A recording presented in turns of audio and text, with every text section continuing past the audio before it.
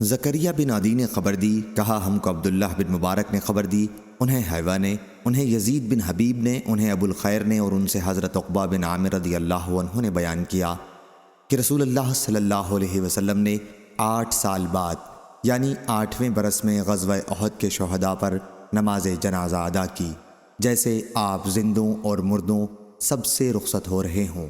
اس کے بعد آپ ممبر پر تشریف لائے اور فرمایا، میں تم سے آگے آگے ہوں، میں تم پر گواہ رہوں گا، اور مجھ سے قیامت کے دن تمہاری ملاقات حوض کوثر پر ہوگی۔ اس وقت بھی میں اپنی اس جگہ سے حوض کوثر کو دیکھ رہا ہوں۔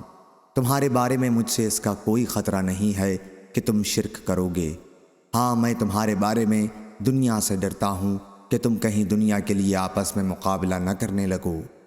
عقبہ بن عامر رضی اللہ عنہ نے بیان کیا کہ میرے لیے رسول اللہ صلی اللہ علیہ وسلم کا یہ آخری دیدار تھا جو مجھ کو نصیب ہوا۔ صحیح بخاری حدیث نمبر 4042۔